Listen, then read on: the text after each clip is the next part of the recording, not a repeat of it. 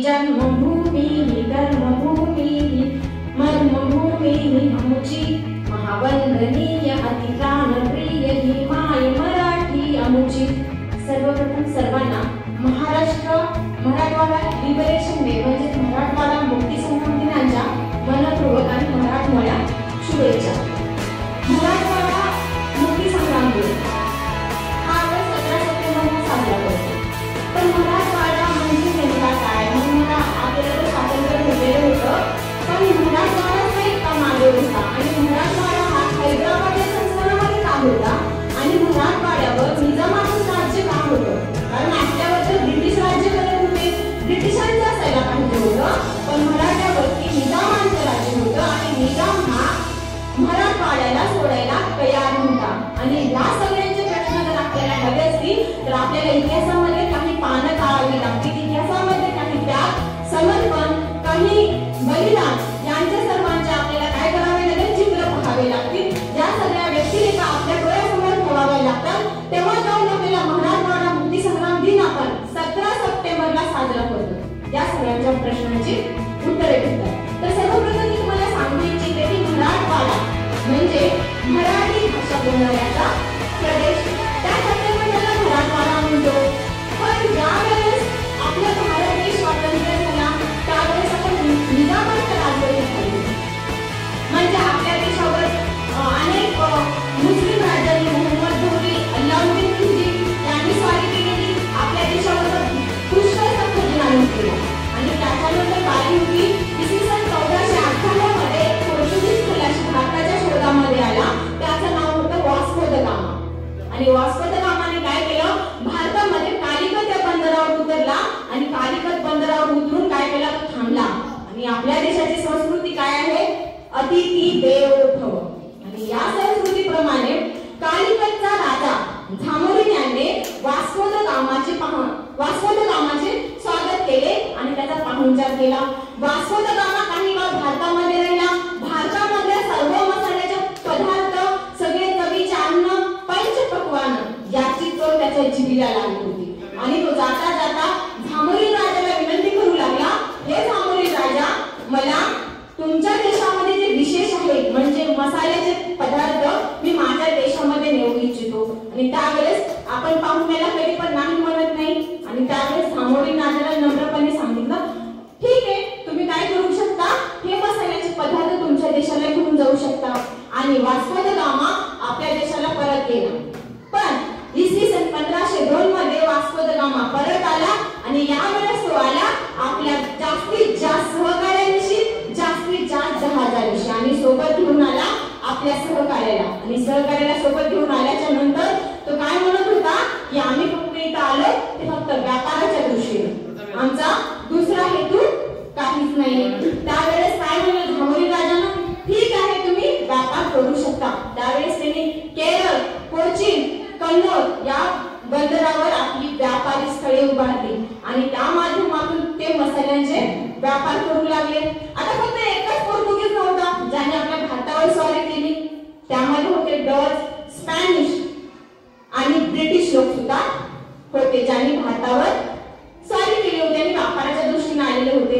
इसवी सन 1599 मध्ये ब्रिटिश लोकांनी काय केलं होतं? एक ईस्ट इंडिया कंपनी नावाची कंपनी स्थापन केली होती आणि त्या कंपनीच्या अंतर्गत त्यांनी आपली राणी म्हणजे इंग्लंडची राणी एलिझाबेथ यांच्याकडून भारत आणि त्याच्या पूर्वेकडील इतर देश यांच्यावर व्यापार करण्याची एक सनद घेऊन आलेली होती। सनद म्हणजे काय? हक्काचा जाहीरनामा। आणि ती सनद होती फक्त 15 वर्षाची। 15 वर्ष तर उलटून गेले पण इंग्रज काय आपल्या भारतातून जात नव्हते, कारण त्याचं एक मेन कारण होतं, ज्या वेळेस इंग्लंडला दुसरा राजा आला त्यांनी काय केली? भारतावर तुम्ही व्यापार करू शकता आणि हे अमर्याद काळासाठी आहे, त्याला कुठल्याच काळाची लिमिट नाही असे ठरवून त्यांनी ब्रिटिश व्यापाऱ्यांना भारतामध्ये पाठवून दिले। आता भारतामध्ये ब्रिटिश व्यापारी व्यापार करू लागले कशाचा? जे नगदी पिकं आहेत, तंबाखू, नीळ, कापूस, मसाल्याचे पदार्थ यांचे व्यापार करू लागले आणि ते त्यांच्या देशाला परत जाऊ लागले। आणि इथला जो माल आहे, कच्चा माल, त्यांचं रूपांतर त्यांनी पक्क्या मालामध्ये करून ते जास्त किमतीला विकू लागले। आणि जो भारत देशामध्ये व्यापारी आला तो इंग्लंडचा सर्वात श्रीमंत व्यापारी ठरत होता। आणि इंग्लंडच्या सर्व माणसांमध्ये एक जाणीव झाली की जेव्हा आपण भारतामध्ये गेलो, व्यापार केलो, त्यावेळेस आपण काय होऊ, श्रीमंत होऊ. आणि त्यावेळेस ईस्ट इंडिया कंपनीने काय केलं, वेगवेगळ्या आपल्या व्यापारी वसाहती स्थापन केल्या आणि त्यांच्या अंतर्गत ते व्यापार करू लागले. आणि व्यापार करता करता त्यांनी काय केले, जे आपल्या भारतामध्ये त्यावेळेस भारत हा हिंदू राष्ट्र होता आणि भारतामध्ये अनेक राज्य करायचे. आणि त्यावेळेस भारत हा एक संघ नव्हता तर विविध प्रांतांमध्ये विभागला होता. आणि ब्रिटिश लोकांनी काय केले, प्रत्येक राज्याकडून आपली काय मिळवून घेतली, एक हक्क मिळवून घेतला, त्या अधिकार मिळवून घेतला त्या बंदरावरती व्यापार करण्याचा. आणि तिथल्या राजाने ते हक्क पण दिला. पण काय म्हणतात की बसायला जागा दिली आणि तो काय केला, अख्खं पसरत झाला, झोपला. तसं काय केलं ब्रिटिश लोकांनी, त्या आपल्या भारतामध्ये येऊन सर्व राज्यावरती हळूहळू कब्जा करू लागले.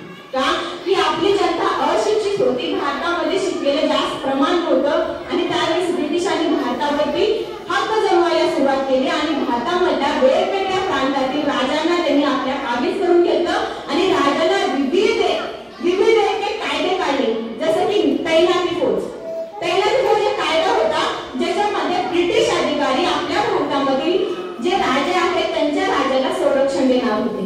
आणि सर्व राजांना वाटलं हो व्यवस्थितच आहे, कारण ब्रिटिशांकडे रायफली होत्या, बंदुका होत्या आणि आपल्या राज्याचं रक्षण होणार आहे हे धोरण डोळ्यासमोर ठेवून त्यांनी काय केलं, त्या तैनाती फौजेचा स्वीकार केला. भारतातील सर्व राज्यांनी, नानासाहेब पेशवे असतील, मीर उस्मान अली असेल आणि झाशीची राणी असेल, सगळ्यांनी काय केलं, तैनाती फौजेचा स्वीकार केला.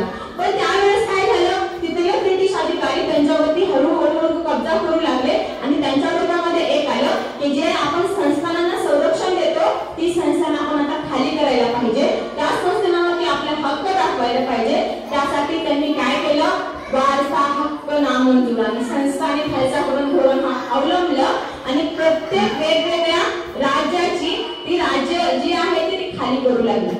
आता वारसा हक्क नामंजूर म्हणजे एखाद्या राज्याला लेकरू नसेल, बाळ नसेल तर त्या राज्यानं काय करायचं, दुसऱ्याला वारस घ्यायचं नाही, दत्तक नाही घ्यायचं, तर ते राज्य ब्रिटिशांना समर्पित करायचं. आणि दुसऱ्या संस्थाने खालसीकरण म्हणजे काय, ज्यांनी ब्रिटिशांचे रूल्स नाही पाळले त्यांचे पण संस्थान त्यांनी खालसा करू लागले. अशा प्रकारे ब्रिटिशांचा अन्याय, अत्याचार ते जाणीव जागृती आपल्या भारतीयांच्या मनामध्ये येत होती.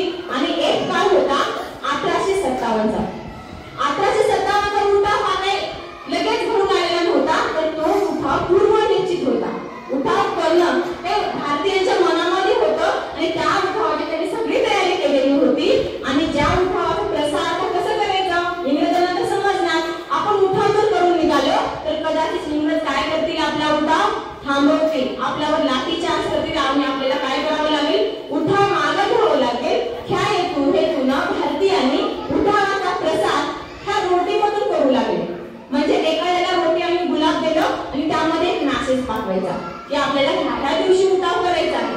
उठावाची तारीख निश्चित झाली, 31 मेला उठाव करायचा. सगळ्यांच्या दृष्टीने मंजूर झालं. सगळ्या राज्यांनी त्यांचे काय दिले, संमती दिली, त्या दिवशी आपण उठाव करूया.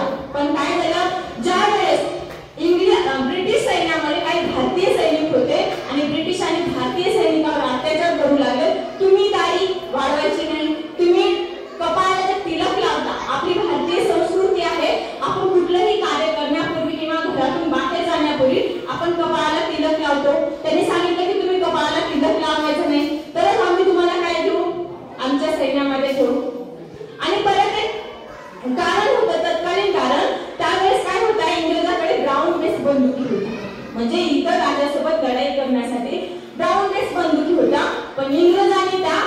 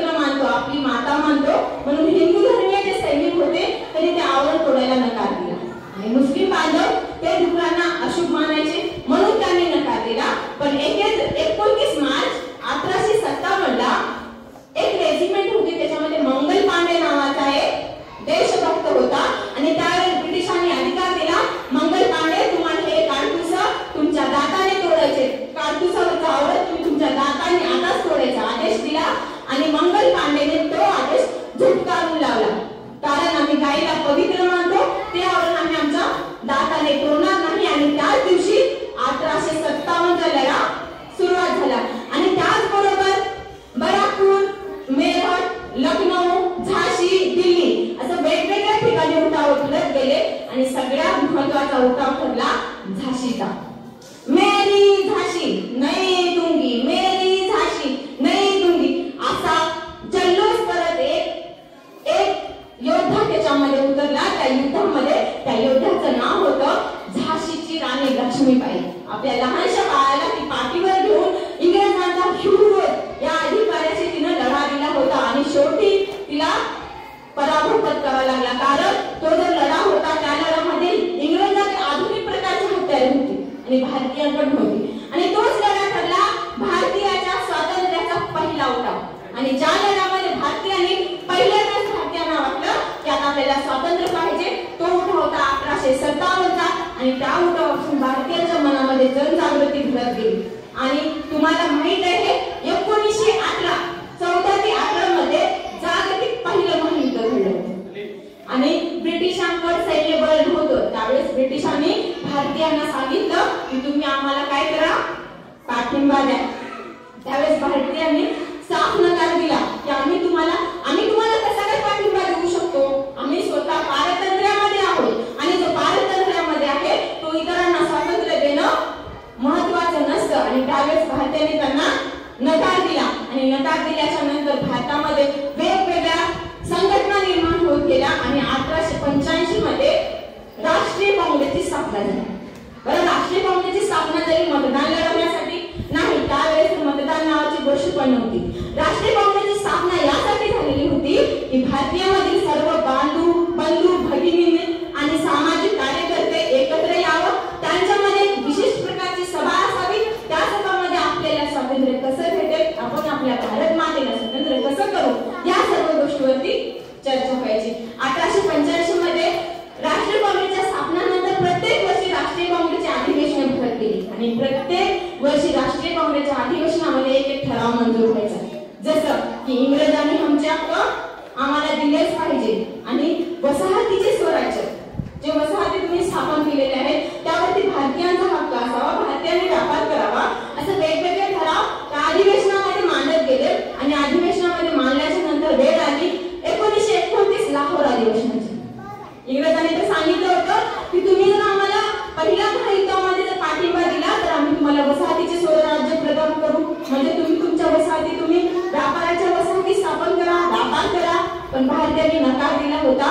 1929 ला पंडित जवाहरलाल नेहरू अध्यक्ष होते आणि पंडित जवाहरलाल नेहरूंनी दणाणून सांगितलं की वसाहतीचे स्वराज्य म्हणजे चांदोबाची मागणी आहे, चांदोबा आपल्याला भेटणार आहे नाही आणि तसा स्वराज्य आम्हाला नको, मुळीच नको आहे, आम्हाला स्वराज्य पाहिजे, तर संपूर्ण स्वातंत्र्याचे स्वराज्य पाहिजे। त्यासाठी ते अधिवेशन अतिशय मोलाचं अधिवेशन होतं। त्या अधिवेशनानंतर सर्व सामाजिक कार्यकर्त्यांना असं वाटू लागलं की संपूर्ण स्वातंत्र्याचा ठराव जो आपण पास केलेला आहे त्या मार्गाने आपण पाऊल उचलणं अतिशय गरजेचं आहे। आणि त्यावेळी सर्व भारतीय मिळून रावी नदीकाठी 1930 मध्ये 26 जानेवारी 1930 मध्ये पहिला स्वातंत्र्य दिन साजरा केला होता, जेव्हा की भारताला स्वातंत्र्य भेटलं सुद्धा नव्हतं का, की कारण इंग्रजांच्या मनामध्ये एक भावना निर्माण व्हावी की भारतीय आता पेटून उठले आहेत, ते स्वतःची हक्क कसेही स्वतःचे हक्क मिळवणार आहेत आणि तो स्वातंत्र्य दिन ठरला भारताचा पहिला स्वातंत्र्य दिन। आणि त्या स्वातंत्र्य दिनापासून आपण काय करतो, त्या स्वातंत्र्याचे दिनाची आठवण 26 जानेवारी 1950 संविधान दिन म्हणून साजरा। त्यावेळेस काय झालेला स्वातंत्र्य दिन साजरा झाला, गोलमेज परिषदा भरल्या, कशासाठी, भारतीयांच्या हक्कासाठी। हक्क भारतीयांचा, मागणी भारतीयांची, पण जे परिषदा होते ते बाहेर देशामध्ये भरवले जायचे का, कारण जे आपले कार्यकर्ते होते जास्त पैसा अर्थात त्यांच्याकडे नव्हता, तिकडे जातच नसायचे आणि जे त्यागून जायचे त्यांच्या मागण्या पूर्ण व्हायच्या नसायच्या, त्यामुळं ते गोलमेज परिषदा निरर्थक ठरल्या। गोलमेज परिषदेच्या निरर्थक ठरल्यामुळे दुसरं 1935 ला गोलमेज परिषदा झाल्या आणि लगेच 1939 ला जागतिक दुसरं महायुद्ध घडलं। दुसरं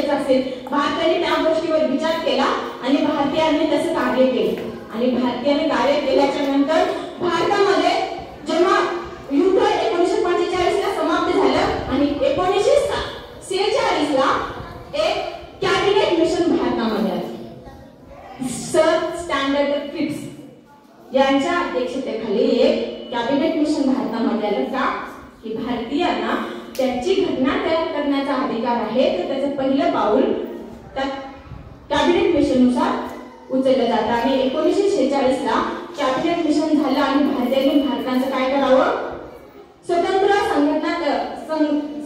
संविधान तयार करावं हे मंजूर करण्यात आलं आणि मंजूर करण्यात आल्याच्या नंतर वेगवेगळे उठाव घडून आले। महात्मा गांधी, डॉक्टर बाबासाहेब आंबेडकर, सर्वपल्ली राधाकृष्णन, पंडित जवाहरलाल नेहरू आणि असंख्य अशा स्त्री होत्या, त्याच्यामध्ये सरोजिनी नायडू, अमृताबेन पटेल, त्या सगळ्या स्त्रियांनी काय केलेलं होतं, त्यावेळेस लढा दिलेला होता आणि या लढ्याच्या स्वरूप प्रतिस्वरूप आपल्याला 15 ऑगस्ट 1947 ला स्वातंत्र्य मिळालं।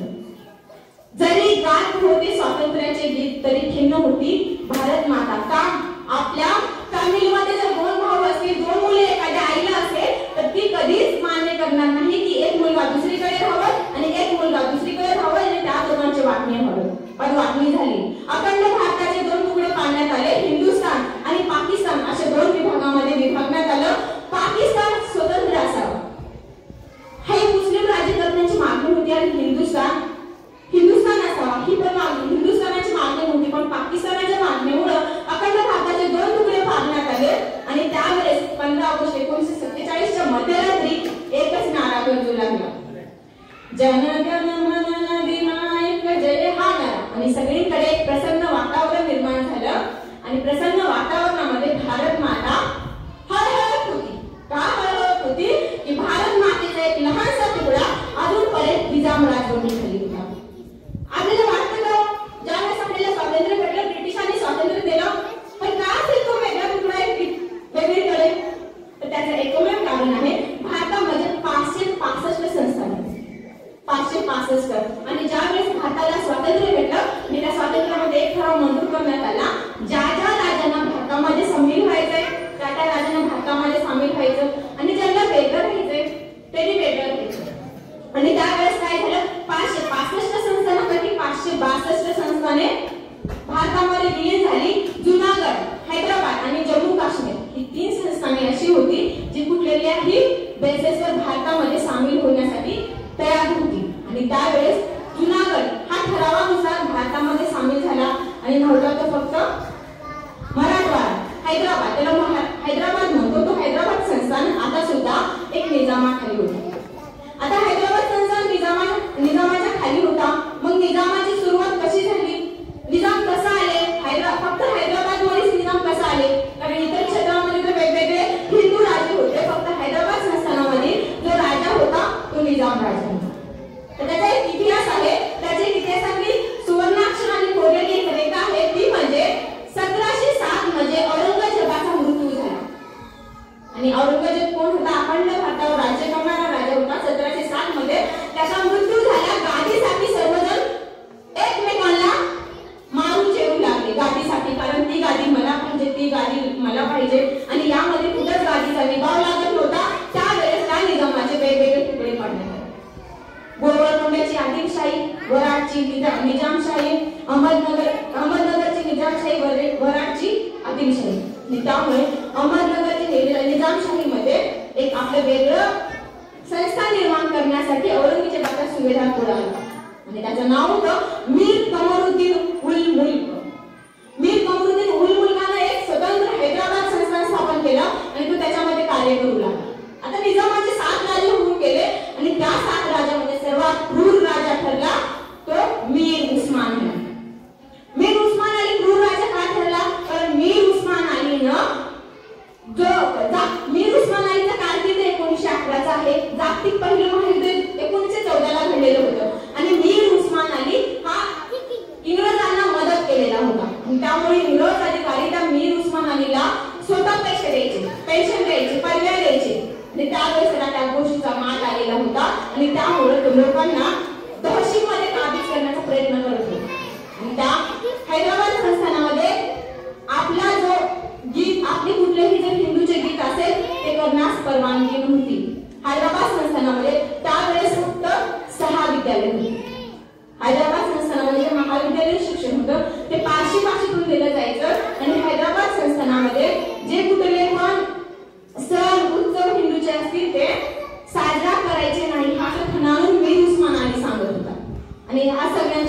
कळकळ तिथे लोकांना वाटत होती आणि जे भारताचा वेगळा तुकडा होता मराठवाडा, जो मराठी बोलणाऱ्याचा प्रदेश होता, त्या प्रदेशासह तेलंगणा, आंध्र प्रदेश या तिन्ही प्रदेशाचा, कर्नाटक यांचं काही भाग कशामध्ये होतं, हैदराबाद संस्थानामध्ये होतं. आणि हैदराबाद संस्थानामध्ये आता आपण काय करायचं हा प्रश्न त्यांच्या डोळ्यासमोर पडलेला होता. कारण आपल्याला जेव्हा एखादी गोष्ट करायची असते त्यावेळेस जर आपण दुसऱ्यावर अवलंबून बसलो तर कदाचित आपली प्रगती कधीच होऊ शकत नाही. आणि आपली प्रगती, आपलं स्वातंत्र्य आपल्याला मिळवायचं असेल तर पेटून पण आपणच उठलं पाहिजे. हे मराठवाड्याच्या लक्षामध्ये आलं, हे हैदराबाद मधील काही जनतेच्या लक्षामध्ये आलं आणि त्यांनी महाराष्ट्र परिषदेची स्थापना केली. आता महाराष्ट्र परिषद म्हणजे कोण, जसं राष्ट्रीय काँग्रेस होती तशीच ती परिषद होती महाराष्ट्र परिषद. आणि त्या परिषदेच्या अंतर्गत मराठवाड्यातील वेगवेगळे सामाजिक कार्यकर्ते एकत्र यायचे. एकत्र येऊन आपल्या समोर जी समस्या आहे त्या समस्याचं निराकरण आपल्याला करावं लागेल हे एकमेकांची विचारपूस करून त्या समस्येचं निराकरण शोधत असतात. आणि ती महाराष्ट्र परिषद सर्वांची परिषद ठरलेली होती. आणि त्या परिषदेच्या अंतर्गत त्या महाराष्ट्र चळवळीमध्ये जे अतिशय मोलाचं कार्य होतं त्यांचं होतं हे आहेत स्वामी रामानंद तीर्थ. त्यांचं नाव होतं व्यंकटेश भगवानराव खेडणीकर. आणि त्यांनी काय करत होते, त्यांनी मूळचे मराठवाड्याचे सुद्धा नव्हते. हे बघा, आपल्या भारत देशामध्ये ज्यांनी बलिदान केलं, ज्यांनी त्याग केला, ज्यांनी समर्पण केलं ती सर्व भारत मातेची लेकरं होती. नाही की एखाद्या जिल्ह्याची, एखाद्या तालुक्याची, एखाद्या कुठल्या तरी राज्याची, ती फक्त भारत मातेची लेकरं होती. भगवानराव व्यंकटेश भगवानराव खेडणीकर हे मूळचे विजापूरचे होते. पण त्याला ज्यावेळेस समजलं की मराठवाडा आतापर्यंत निजामाच्या कब्जामध्ये आहे त्यावेळेस आपण काय केलं पाहिजे, आपण या मराठवाड्यासाठी काहीतरी कार्य केलं पाहिजे, आपले सर्व जीवन भारत मातेला समर्पित केलं पाहिजे. या उद्देशाने 1938 मध्ये त्यांनी अंबाजोगाई सोडली आणि हैदराबाद संस्थानामध्ये वास्तव करू लागले. कारण एखाद्या परिस्थितीचा तुम्हाला आढावा घ्यायचा असेल तर आपल्याला काय करावं लागतं, ती परिस्थिती जवळून अनुभवावी लागते. त्यावेळेस आपल्याला सत्य कळतं. आपण जर दुरून एखाद्या गोष्टीचा विचार केला तर ती गोष्ट तिथपर्यंत कळणार नाही. आणि त्या गोष्टीच्या जवळ आपण गेलं तर सगळ्या गोष्टी आपल्याला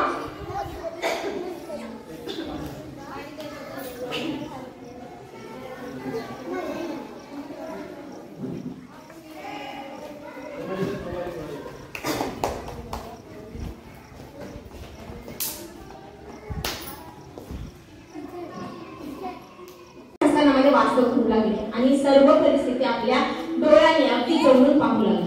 आणि त्या परिस्थितीमध्ये हैदराबाद संस्थानामध्ये एकही महाविद्यालय नव्हतं. आणि त्यावेळेस 1917 मध्ये उस्मानिया महाविद्यालय हैदराबाद येथे सुरू करण्यात आलं. आणि 1927 मध्ये इंटरमिजिएट कॉलेज औरंगाबाद येथे सुरुवात करण्यात आलं. आणि त्यावेळेस जसं की त्यांनी अंबाजोगाई पासून हैदराबाद पर्यंतचा प्रवास केलेला होता आणि त्यावेळेस एक घटना घडली आणि ती होती 29 जून 1938 ला स्टेट काँग्रेसची त्यांनी स्थापना केली होती.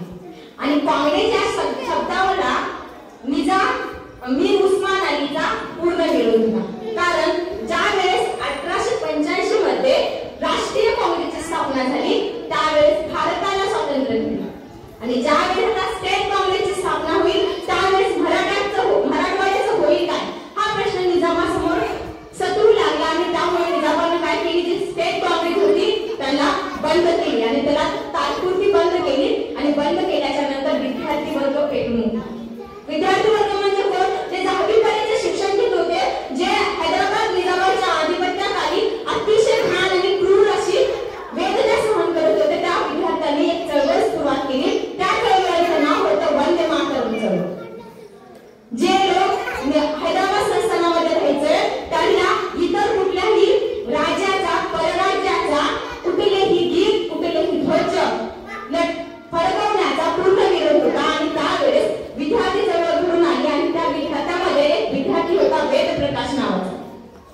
आणि वेद प्रकाश या विद्यार्थ्याच्या समवेत 1938 मध्ये एका वसतिगृहामध्ये विद्यार्थ्यांनी काय केली, वंदे मातरम गीताची चळवळ सुरू केली. आणि सर्वजण मिळून एकदम वंदे मातरम हे गीत गायला सुरुवात केली. आणि हे गीत गायला सुरुवात केल्याच्या नंतर निजामाची जी रेजिमेंट होती त्या रेजिमेंटने त्यांच्यावर अत्याचार केले. विद्यार्थ्यांना शाळेतून काढून बाहेर टाकण्यात आले, विद्यार्थ्यांना मारहाण करण्यात आली आणि त्याच मारहाणीमध्ये वेदप्रकाश नावाचा एक मुलगा बळी गेला. त्याची क्रूर प्रकारे हत्या करण्यात आली. का? कारण एखादी जर तुम्ही हत्या केलं तर दुसरी तुम्हाला घाबरते. ही नीती फक्त ब्रिटिशांची होती आणि त्या ब्रिटिशांपासून निजामाने ती नीती शिकवली होती. वेदप्रकाश हा मृत्यू पावला त्यावर ती चळवळ थांबलेली आहे आणि पुन्हा हैदराबाद संस्थानामधून 300 असे विद्यार्थी निघाले जे वंदे मातरम चळवळीमध्ये सहभागी होऊ लागले आणि त्या वंदे मातरम चळवळीमुळे सर्व विद्यार्थ्यांना त्यांच्या शाळेतून बाहेर काढून टाकण्यात आलं, महाविद्यालयातून बाहेर काढून टाकण्यात आलं. एवढंच एक गोविंद भाई श्राफ नावाचे एक शिक्षक होते. त्या शिक्षकांना त्यांच्या नोकरीतून काढून टाकण्यात आले. कारण का? की तुम्ही तुमच्या विद्यार्थ्यांना काय करत आहात? चेतवत आहात. म्हणून त्यांना सुद्धा बाहेर काढून टाकण्यात आलं आणि यावेळेस जो विद्यार्थी होता तो विद्यार्थी लोक सर्व रस्त्यावर आलेला होता आणि त्यावेळेस फक्त मराठवाड्याच्या लोकांना एवढा प्रश्न पडलेला होता की विद्यार्थी म्हणजे उद्याचे भविष्य आहे आणि त्यांनी जर असं रस्त्यावर आले तर भविष्याचं होणार काय? त्यामुळे नागपूर विद्यापीठाचे कुलगुरू होते टी.जी. केदार. त्यांनी सर्व विद्यार्थ्यांना आपल्याजवळ बोलवलं आणि सर्व विद्यार्थ्यांना काय केलं की तुम्ही माझ्या आश्रयाला या म्हणून आपल्या महाविद्यालयात शाळामध्ये त्यांना तिथं ऍडमिशन दिलं, प्रवेश दिला आणि त्यामुळे विद्यार्थी वर्ग शिकू लागला. एवढंच नाही तर निजामाच्या काळामध्ये हैदराबाद संस्थानामध्ये शाळांची संख्या खूप कमी होती. कारण का? जे उच्चवर्णीय लोक होते त्यांनाच नोकरी मिळायच्या, जे उच्चवर्णीय लोकांची मुलं होती त्यांनाच प्रवेश मिळायचा. मग जे खालच्या दर्जाचे होते ज्यांच्याकडे पैसा आला होता त्यांनी शिकायचं कुठून? आणि यासाठी त्यावेळेस जे 4-5 थोडे बहुत प्रमाणात अधिकारी असायचे आणि ते अधिकारी असायचे बरेच वर्गाचे. निजामाच्या काळामध्ये हैदराबादमध्ये फक्त 11% एवढे मुसलमान होते आणि 70% तिथल्या अधिकाऱ्यांची संख्या मुस्लिम होती. कारण का? आणि निजाम राजा आपले एक मुस्लिम राज्य स्थापन करण्याच्या मार्गावर होता आणि त्यावेळेस काय झालं, जे विविध प्रकारचे सामाजिक कार्यकर्ते आहेत त्यांनी एकत्र आले. एकत्र आल्याच्या नंतर त्यांनी ठरवलं की आपल्याला भविष्य घडवायचं असेल तर आपण विद्यार्थी घडवला पाहिजे आणि त्यामुळे त्यांनी काय केलं की वेगवेगळ्या 20 शाळेची स्थापना केली आणि त्या 20 शाळेमध्ये परभणीचे नूतन विद्यालय, औरंगाबादचे सरस्वती शारदा विद्यालय तर आपल्या उदगीरचं श्यामलाल स्मारक विद्यालय यांची स्थापना करण्यात आली आणि त्या विद्यालयामध्ये मुलांना जाणीव जागृती करण्याचं काम करू लागले, मुलांना एज्युकेशन देण्याचं काम करू लागले आणि त्यावेळेस शिक्षण एवढं महत्त्वाचं होतं जेवढं महत्त्वाचं होतं स्वातंत्र्य, जेवढं महत्त्वाचं होतं तुमचा अधिकार. आणि त्यामुळे बहुतेक शाळेमध्ये मुलांना काय शिकवलं जायचं की तुम्ही तुमच्या अधिकारासाठी कसं लढावं आणि त्यामुळं श्यामलाल स्मारक विद्यालय, नूतन विद्यालय, शारदा विद्यालय या ठिकाणी काय केलं जायचे तसे शिक्षण दिलं जायचं. आणि सर्वात महत्त्वाची गोष्ट होती जे वृत्तपत्र असायचे. भारत देश स्वातंत्र्य झाला होता आणि सगळ्या वृत्तपत्रामध्ये एकच बातमी यायची की भारताने आज जनगण हे गीत स्वीकारले, भारताने आज संविधान सभा बसवली, भारताने आज मसुदा सभा बसवली, मसुदा समितीचे अध्यक्ष हे होते, मसुदा समिती हे कार्य करणार आहे. आणि त्यावेळेस निजामाने काय केलं, चक्क 20 वर्तमानपत्रावर बंदी घातली. का? हे बघा आपल्याला काय म्हणलं जातं याच्यामध्ये मी तुम्हाला उदाहरण सांगते. आम्ही तुम्हाला सतत म्हणत असतो अरे बाजूच्या जो बघून अभ्यास करत जा. त्यावेळेस त्यांच्या मनाला एक गोष्ट लागते आणि त्यावेळेस त्यांना निजाम सरकारने 20 वृत्तपत्र बंद केलं आणि त्यावेळेस त्यांनी ठरवलं तिथल्या जनतेने, मराठवाड्यातल्या जनतेने की आपल्यापर्यंत स्वातंत्र्याची कुठलीच बातमी येणार नाही आणि पेटून उठावं लागेल तर आपल्याला, कारण जो हक्क आहे आपला आहे आणि लढा असणार आहे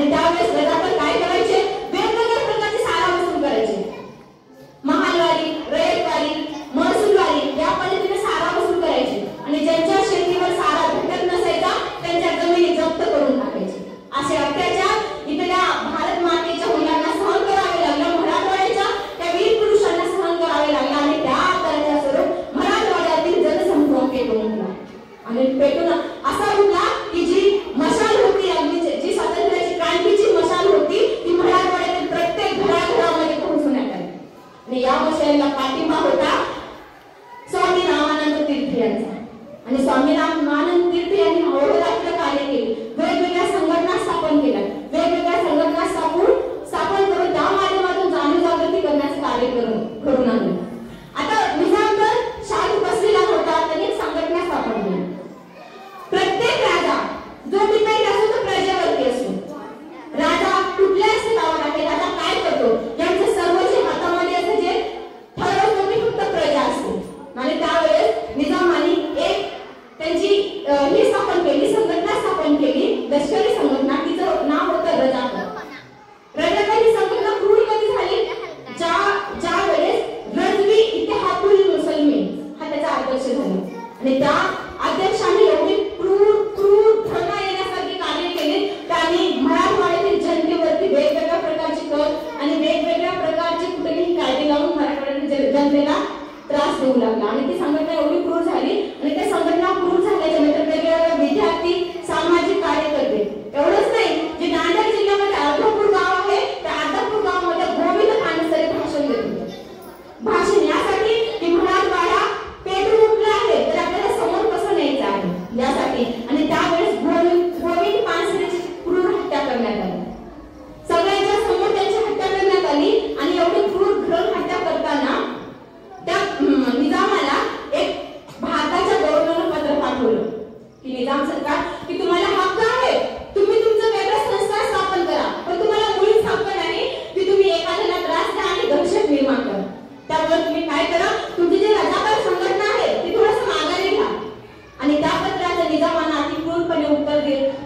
आणि मराठवाड्यातील काही भागामध्ये त्यांनी अतिशय भ्रूण अशी अत्याचार केले आणि अतिशय बलिदान असं मराठवाड्यातील जनतेने दिलं.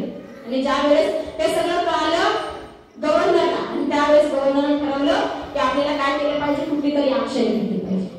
आणि त्याच वेळेस 18 जून 1946 ला स्वामी रामानंद तीर्थ यांनी महाराष्ट्र परिषदेचे एक अधिवेशन घेतले. आणि त्याच अधिवेशनामध्ये स्टेट काँग्रेसचे अधिवेशन होते.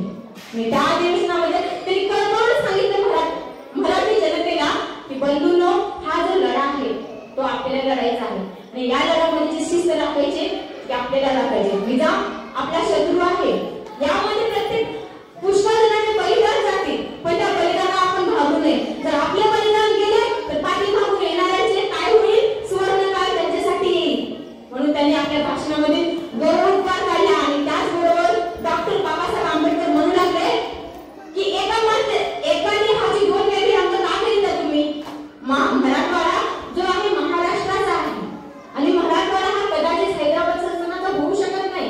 आणि ते सगळ्या जे मराठवाडी लोक होते त्यांना सांगितले की तुम्ही काय करा, निजाम आपला शत्रू आहे आणि त्या शत्रूला तुम्ही थारा देऊ नका. आणि कधीही हैदराबाद संस्थान हा वेगळा संस्थान होऊ शकत नाही. आणि तो संस्थान जर वेगळा होईल तर ही विभाजनाची पहिली संस्थाने असतील. कारण भारत हा अविभाज्य आहे, त्याची आपण तुकडी करू शकत नाही. आणि त्यावेळेस मराठवाडी जनता पेटून उठली. आणि पेटून उठल्याच्या नंतर त्यावेळेस भारतीय राज्य समितीचे अध्यक्ष सरदार वल्लभभाई पटेल यांनी काय करायचे, त्यांचे कार्य काय होतं, जे संस्थाने आपल्यामध्ये विलीन होत नव्हती त्या संस्थानाला ठरावाद्वारे, संमेलनाद्वारे किंवा उठावाद्वारे आपल्या भारत मातेला जोडून ठेवायचं त्यांचं कार्य होतं. आणि सरदार वल्लभभाई पटेल सोबतच इतर लोकांनी एक ठराव मंजूर केला. आणि तो ठराव असा होता की आपल्याला ऑपरेशन पोलो यामार्फत आता आपल्याला हैदराबाद संस्थांवरती हल्ला करायचा. आणि ऑपरेशन पोलो ही योजना तयार करण्यासाठी जनरल गोडार्ड यांना ती सोपवण्यात आली. आणि जनरल गोडार्डने ती योजना तयार केली. योजनेमध्ये काय होतं की आपल्याला निजामाला मुळी सोडायचं नाही. आणि निजाम जर पळून गेला तर जनतेने दिलेली बलिदानं वाया जातील. आणि त्यामुळे दिवस उघडला 13 सप्टेंबर 1948 ला. आणि त्या 13 सप्टेंबर 1948 ला Operation Polo general Chandrashekhar, general Mukherjee, general Chaudhary आणि जनरल चरण सिंग यांनी ते ऑपरेशन आपल्या हातामध्ये घेतलं. आणि हैदराबाद संस्थानाला 5 वेगवेगळ्या बाजूनं घेरून घेतलं. आणि घेऊन घेतल्याच्या नंतर जो हैदराबाद संस्थानाचा प्रमुख होता, लष्करी प्रमुख होता, अली इद्रिस होता त्याचं नाव. आणि तो अली इद्रिस काय करू लागला, जी आपल्यावर चालून होती भारतीय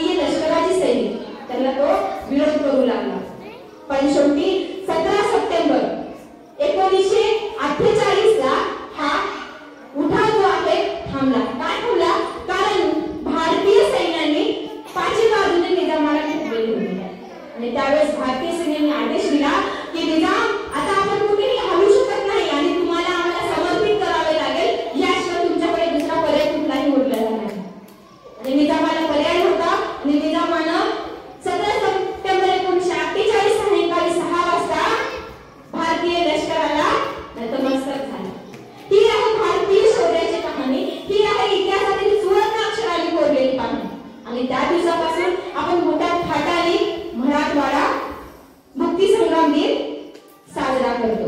आणि हा मराठवाडा मुक्ती संग्राम दिन साजरा करत असताना ही सगळ्या गोष्टी गरजेच्या आहेत, कारण जी येणारी भावी पिढी आहे त्यांना कदाचित माहिती नसेल की मराठवाडा म्हणजे काय आणि मराठवाडा मुक्ती संग्राम का घडून आला, गरज काय पडली मुक्ती घडवण्याची. आणि त्यावेळेस मराठवाडा हा महाराष्ट्राचा होणार की हैदराबाद संस्थानाचा, यामध्ये सुद्धा वाद निर्माण होऊ लागला. पंडित जवाहरलाल नेहरूंचं असं म्हणणं होतं की मराठवाडा तर हैदराबाद संस्थानमध्ये आहे तर आपण त्याला तिथेच असू द्यायला पाहिजे. पण स्वामी रामानंद तीर्थ यांचं असं म्हणणं होतं की नाही, ज्यावेळेस आपल्या राज्यांची वेगवेगळी तुकडी केली जाईल त्यावेळेस भाषिक आधारावर ती तुकडी केली जाईल, ना की तुम्ही एखादा प्रदेश बघून तिथे 4 वेगवेगळ्या भाषा बोलणारे लोक एकत्र कसं काही राहू शकतात. पण राहू शकतात एका भारतामध्ये, पण जे रोजचा व्यवहार आहे ते करण्यामध्ये त्यांना अडचण निर्माण होईल. कारण हैदराबाद संस्थानामध्ये कन्नड बोलणाऱ्यांची संख्या, तेलंगणा बोलणाऱ्यांची तेलुगू बोलणाऱ्यांची संख्या आणि मराठी बोलणाऱ्यांची संख्या पण त्याच्यामध्ये होती. आणि त्यावेळेस 1949 ला राज्य पुनर्रचना समिती स्थापन करण्यात आली. त्यामुळे हृदयनाथ कुंजू अध्यक्ष होते, के.एम. पणनीकर सदस्य होते. आणि त्या सदस्यांनी असं सुचवले पंडित जवाहरलाल नेहरूला की आपण आपलं जे संस्थान आहे त्याची संस्थानाची फोड आपण भाषिक आधारावर करायला पाहिजे होतं. आणि म्हणून त्यामुळे मराठवाड्यातील औरंगाबाद, जालना, बीड, उस्मानाबाद, लातूर, परभणी, हिंगोली, नांदेड अशी 8 जिल्हे आज महाराष्ट्राला भेटलेले आहेत आणि महाराष्ट्राचा अखंड महाराष्ट्र असा नकाशा तयार झालेला आहे. आता आपण 65 संस्थानापैकी 534 संस्थानं बघितली आहेत. पण शेवटच्या संस्थानाचं काय, जे जम्मू काश्मीर होतं त्याचं काय झालं असेल, हा सगळा इतिहास गरजेचा आहे ना आपल्याला माहित असणं. जम्मू काश्मीर हे जे संस्थान आहे आजचे आपले पंतप्रधान नरेंद्र मोदी यांच्या अधिपत्याखाली जम्मू काश्मीर हे संस्थान 2019 ला अखंड भारताच्या नकाशामध्ये सामील होण्यासाठी सुसज्ज झालेलं होतं. आणि आता